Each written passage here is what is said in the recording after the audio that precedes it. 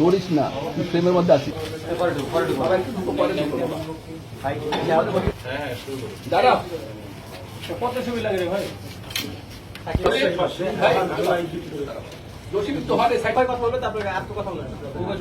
এই সবার হয়েছে। বিভিন্ন রাষ্ট্রীয় প্রতিষ্ঠান থেকে লুট হওয়ার বেশিরভাগ মালামাল রাজশাহী হাইটেক পার্ক এবং গণভবন এবং নগর ভবন পয়েন্টে ইতিমধ্যে ফেরত দিয়ে গেছে জনগণ।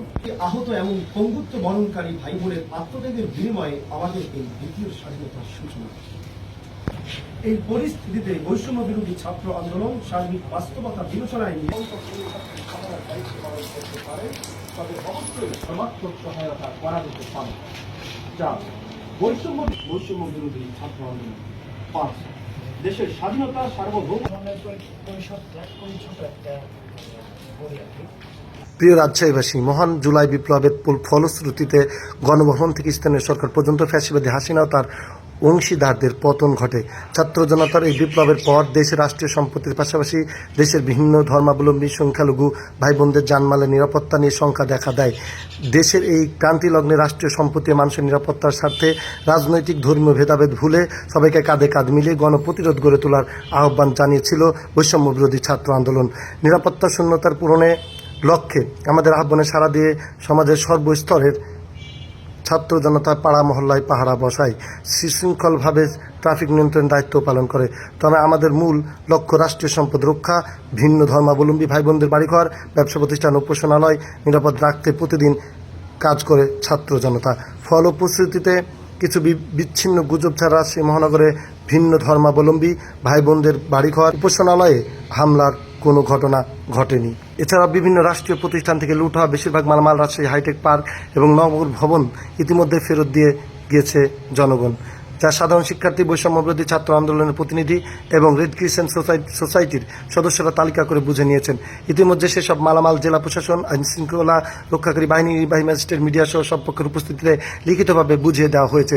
রাষ্ট্রের সম্পত্তি ও দেশের প্রতি রাজশাহীর সর্বস্তরের ছাত্র জনতার ভালোবাসা, দায়বদ্ধতা ও আন্তরিকতা দেখে আমরা অভিভূত। প্রিয় সাংবাদিকবৃন্দ, সহস্রাধিক শহীদ ও 2000-এর কাছাকাছি আহত পঙ্গুত্ব বরণকারী ভাই বোনদের আত্মত্যাগের বিনিময়ে এই দ্বিতীয় স্বাধীনতার সূচনা। আপনারা জানেন, বিপ্লব পরবর্তী সময়ে অন্তর্বর্তীকালীন সরকার ইতিমধ্যে দায়িত্ব গ্রহণ করেছে, পুলিশ এবং প্রশাসন দায়িত্ব ফিরে এসেছে। এই পরিস্থিতিতে বৈষম্য বিরোধী ছাত্র আন্দোলন সার্বিক বাস্তবতা বিবেচনা নিয়ে কয়েকটি সিদ্ধান্ত গ্রহণ করেছে। রাজশাহী মহানগর জেলায় সব ধরনের ট্রাফিক নিয়ন্ত্রণ, বাজার মনিটরিং, রাষ্ট্রীয় প্রতিষ্ঠানের পাহারা থেকে শিক্ষার্থীরা সরে যাবে। এসব স্থানে রাষ্ট্রীয়ভাবে দায়িত্বপ্রাপ্ত কর্তৃপক্ষ তাদের কর্তব্য পালন করবে। শুধুমাত্র রাত্রিকালীন সময়ে নিরাপত্তার স্বার্থে সড়কের গুরুত্বপূর্ণ মোড়গুলোতে 10 জনের বেশি নয় এমন সংখ্যক শিক্ষার্থী পাহারার দায়িত্ব পালন করতে পারেন, তবে অবশ্যই শিক্ষার্থী পরিচয় সঙ্গে রাখবেন।